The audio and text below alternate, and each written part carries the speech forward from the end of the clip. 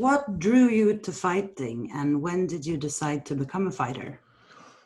To be honest, I never had any intentions of being a professional fighter. I didn't even know. Uh, I'd watched the UFC. Like I'd convinced my grandpa to like rent me like the UFC one DVD at like Blockbuster Video, and I remember like I just put it like underneath another VHS tape, and I thought it was cool, but I'd never even thought about doing it or anything. I had a lot of hard. I don't know. I had a tough childhood, and I was getting in trouble a bunch. I dropped out of high school, and I don't know. I was just kind of like a boat floating in the ocean with nowhere to really go. And I went into a Subway, which is just a sandwich place, and I'm like, they're making my sandwich, and I get to the place to where I have to pay for it, and there was these little like a 4x4 or 5x5 flyer, like really crudely made. Um, and it just said amateur fight night. It said where it was, the day, the time, and that was it.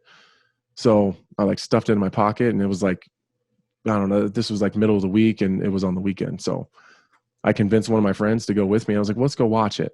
So we grabbed some beers. We're booze cruising up there, and we start watching it, and I was like so fascinated. I just couldn't believe what I was watching. And you got to remember, this is in 2006. This isn't 2021 where this is like the most popular growing sport and everyone wants to do it and watch it. Like this was some underground crazy stuff. So I was just really fascinated. And for whatever reason, I felt really comfortable. Like I think for a long time, I didn't feel like I belonged anywhere, and I didn't have like a place in the world.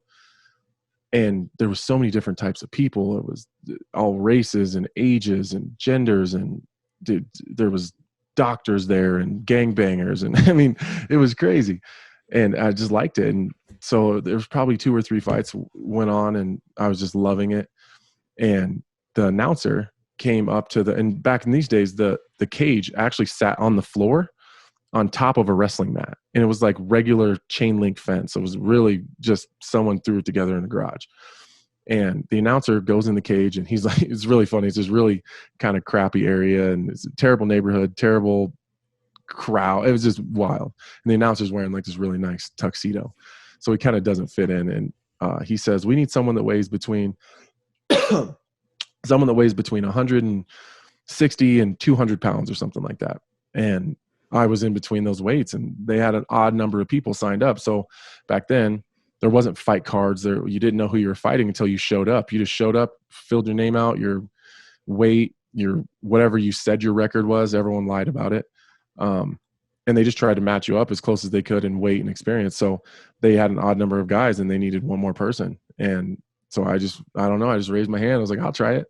I didn't know what jiu-jitsu was. I didn't know what Muay Thai was. I was just a wrestler with a little bit of boxing, and had never trained. I didn't even know how to tap. I got caught in an armbar like in the second round, and didn't know how to tap. I just screamed and got my elbow dislocated. And that's how it started. Then I just liked it, and I fell in love with it. And I guess here we are all these years later.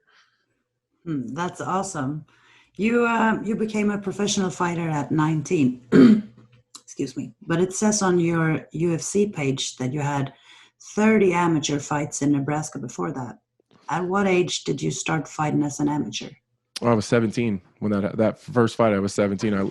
I lied about my age on the form. I just changed my birthday to a year earlier, and they weren't checking IDs or anything. I don't think they cared. Yeah, and they weren't all in Nebraska. Most of them were. Most of them were in Nebraska. I think I had 24. I think I had 24 amateur fights. There was times where I was fighting twice in a night. I'd fought one time. I fought in Kansas City, Missouri on Friday, and then fought in Sioux City, Iowa on Saturday. We fought in tournaments, so I probably had more fights than that, but it was like 24 events. And back then, even then, I didn't even know you could make money doing this. I just loved it, and for the first time in my life, I had like a real passion, and I was just had fallen in love with something, and I just chased it. Fortunately, my mom, like she wasn't rich by any means, but she did okay.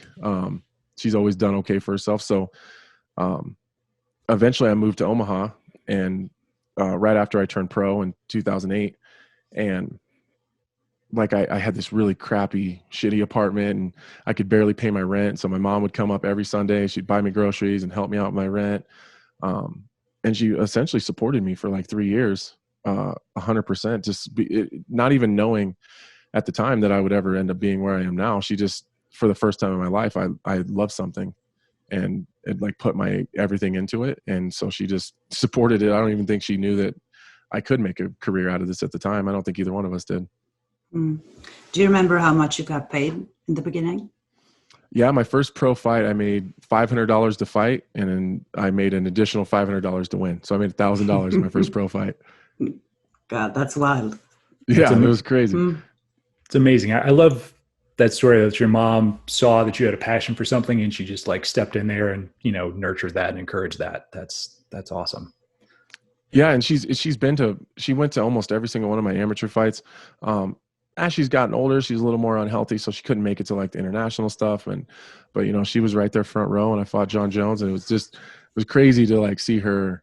I remember standing in the cage and like looking at my wife, standing next to my mom. And like when I met my wife, I'd only had 5 pro fights or something like that. And I think I had a losing record, and I was fighting in little small shitty auditoriums and making maybe a couple $100 if I won at some point, you know, and then standing next to my mom, who, you know, obviously was there from the very beginning. It was just cool, like standing in there with Jon Jones fighting for a world title, like regardless if I won or not, like that's irrelevant, but standing there in the octagon and like seeing those two, like, holy hell, what a ride, right?